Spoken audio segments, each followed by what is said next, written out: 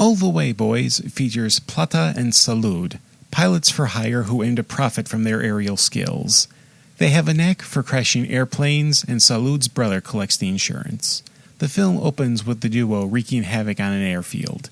They strut with nonchalance as firefighters and paramedics rush to the crash site. There doesn't seem to be a plot, as there is a few vignettes strung together. They find a fixer-upper for themselves. After fixing the plane, they have an idea for being a traveling bar. There's a dramatic sequence where Salud flies a wounded man in the middle of the night for medical attention. The main plot element is a mining community who are oppressed by the hearing-impaired Mr. Ears and his henchmen. He has enough influence to manipulate the emerald prices on the black market. Plata and Salud take a fight to Mr. Ears to help the mining community. All the Way Boys is the first film for Spencer and Hill that steered away from the spaghetti western roots. This film brought them into a contemporary context. This was in 1972, with the spaghetti western genre coming to a close within a few years. To further distance themselves from their semi-serious westerns, this was a hint of them adopting a more comedic bent. A drawback for me is the feeling of aimlessness in the plot. Similar to Adios Amigo, All the Way Boys seems like a string of vignettes featuring the characters of Plata and Salud. One could easily slice up the film and format them like Three Stooges shorts. The sequences feel separate from themselves. Spencer and Hill are reunited with Giuseppe Colizzi. Colizzi directed the pair for their Cat and Hutch trilogy of God Forgives I Don't, Ace High, and Boot Hill. The film takes itself seriously but injects some humor in the fight sequences. Don't let some of the film's marketing fool you. This is not an actual entry in the Trinity series. Same for Boot Hill.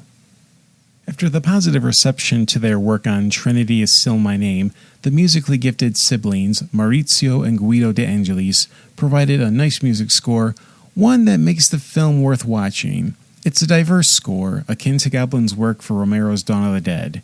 You get different sounds that come from various genres. The track at the opening, Il Matto, is a Latin guitar Baroque piece.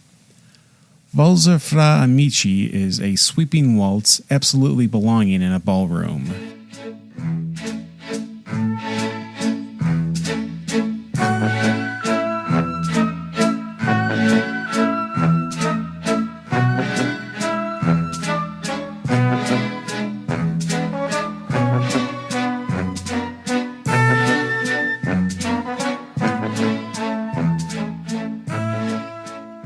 One piece, Gli Amici, stands out to me. Translated into English, the phrase means friends, but it is clearly an instrumental take on the Buddy Miles track, Them Changes. Allow me to illustrate. I'll do a back-to-back fade. First, I'll play Them Changes, which came out in 1970, followed by Gli Amici from 1972.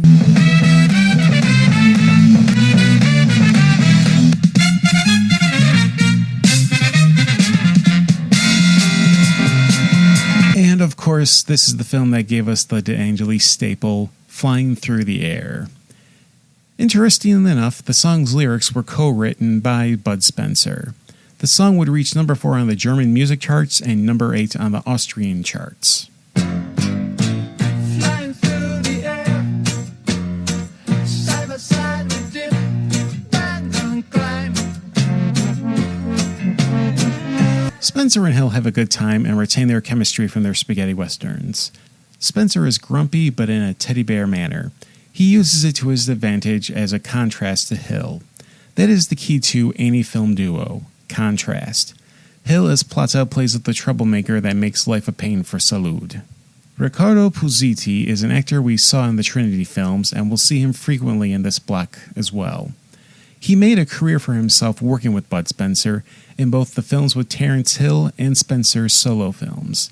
He made a nice niche for himself, being Spencer's personal on-screen punching bag.